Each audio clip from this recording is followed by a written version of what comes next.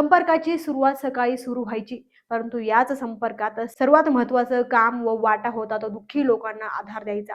दुःखातून सावरण्याकरिता, कुटुंबाला आधार देण्याकरिता ज्या घरात एखाद्या व्यक्तीचं निधन झालं, त्याच्या मौतीला जायचं, त्याच्या 10व्याला सकाळी हजेरी लावून सांत्वन करण्याचं काम शिवाजीराव कर्डिले यांनी केलं. प्रत्येकाचं दुःख वाटून घ्यायचं काम कर्डिले यांनी केलं. सुखात नाही तर दुःखात उभा राहणं हे कर्डिले यांनी संपूर्ण महाराष्ट्राला दाखवलं. शेतकऱ्यांचे कैवारी व विद्यार्थ्यांचे पालक, ज्येष्ठांचे आधारवड व माता भगिनींचे भाऊ ते होते. स्वर्गवासी शिवाजीराव कर्डिले आपल्यातून गेले. ते गेल्यावर कर्डिले कुटुंबाची सगळी भिस्त अक्षय कर्डिले यांच्याकडे आली. कर्डिले साहेब आज नाहीत अशी कुठलीही परिस्थिती आजपर्यंत अक्षय कर्डिले यांनी जाणवू दिली नाही.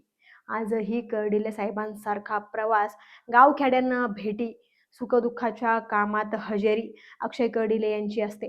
शेतकरी असो, विद्यार्थी असो, महिला असो, ज्येष्ठ नागरिक असो, ह्या सगळ्यांची काम करण्याची धमक या अक्षयदादांमध्ये दिसते. कर्डिले साहेबांसारखा जनता दरबार अक्षय कर्डिले घेतात, त्यातून अनेकांचे काम मार्गी लागतात. अनेकांना आधार द्यायचं काम जनता दरबारमधून झाले. कर्डिले साहेबांपासून सुरू असलेला जनता दरबार आजही अक्षय कर्डिलेंनी जनतेसाठी सुरू ठेवला आहे. कर्डिले साहेब आजारी असताना देखील अक्षय कर्डिले यांनी साहेबांची कमी कुठेही भासू दिली नाही.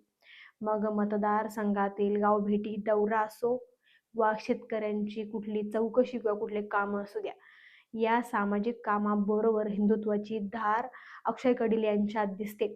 हिंदुत्वाच्या मुद्द्यावर अक्षय कर्डिले अनेक वेळा आक्रमक होताना दिसले. मग ते गुहागावचे प्रकरण, यावरील त्यांचं भाष्य आणि हिंदुत्वाला साथ अधोरेखित होते. वडिलांची आठवण म्हणून अक्षय कर्डिले आपला दिनक्रम ठरवून 999 नंबरच्या फॉर्च्युनर गाडीतूनच मतदारसंघ आज पिंजून काढत आहेत. नेमकं आता ही फॉर्च्युनर किती सुसाट धावणार हे पाहणं महत्त्वाचं ठरणार आहे.